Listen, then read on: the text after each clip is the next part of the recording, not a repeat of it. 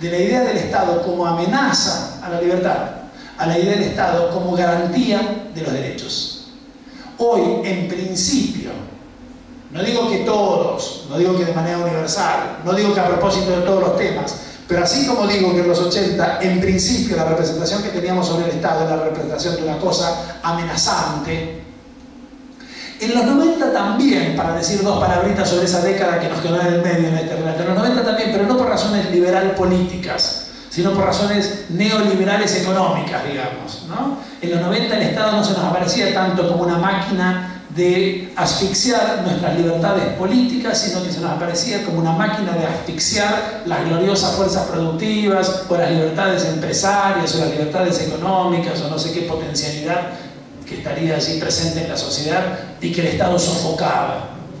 Pero en los 80, como en los 90, el Estado aparece como una máquina de asfixiar libertades. Hoy aparece como una máquina de garantizar derechos, y eso en principio lo pone en otro lugar, lo pone del lado de las cosas buenas de la historia. Hoy no pensamos que somos libres pese al Estado y en contra del Estado. Hoy pensamos que somos libres en el Estado y gracias al Estado. Y eso es una transformación absolutamente radical de la idea misma de ciudadanía, que corresponde poner en la historia de la gran tradición del pensamiento republicano occidental. Digo esto rápido porque esto no es una clase de teoría política, pero si lo fuera, habría que dedicar aquí un parrafito a Aristóteles, un parrafito a Cicerón, un parrafito a Hegel, ciertamente un párrafo importante antes de llegar a Hegel, a Mariano Moreno, a Bernardo de Monteagudo, a Juan José Castelli, a Jefferson. Es decir, a todos los tipos que pensaron que los hombres no somos libres contra el Estado. Vayan ustedes a decirle a Aristóteles que uno es libre contra el Estado. No, dice Aristóteles, uno solo es libre en el Estado. Fuera de él no es libre, no es nada, no es sujeto. Es, para retomar otra palabra que decía él recién, es un hombre privado. Palabra que entre los antiguos griegos tiene una connotación negativa.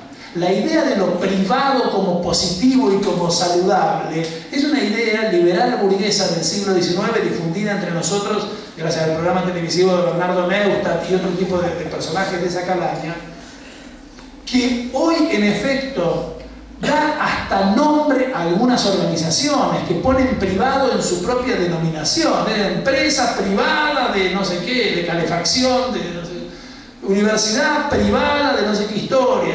Bueno, pero privado viene por etimología y por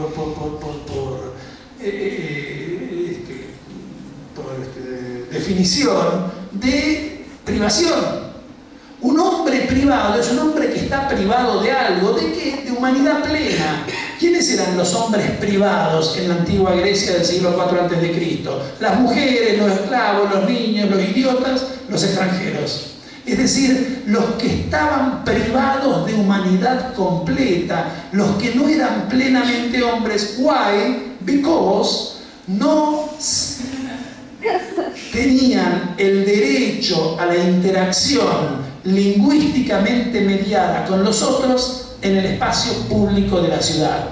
Fuera de la ciudad se es una bestia o se es un dios, decía Aristóteles, y expresaba el sentido común de todos los griegos, que a nada tenían tanto como a la expulsión de la ciudad, ¿no? En las antípodas de eso, el pensamiento liberal o anarquista o libertario de los siglos XIX y XX sueña con una libertad lejos del Estado, ¿no?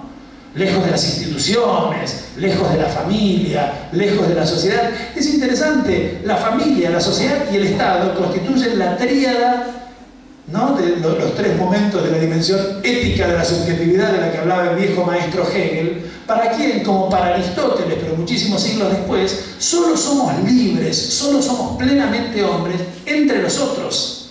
En el ethos, que en griego quiere decir refugio, que constituye la comunidad. Un niño solo es plenamente niño, plenamente libre como niño, en el seno de la familia que le da su propio ser. Un sujeto en una sociedad solamente es libre en esa sociedad que le da su identidad. Y cuando esa sociedad alcanza su grado máximo de desarrollo, decía Hegel, solo se es libre en el Estado en tanto realización ética de la comunidad.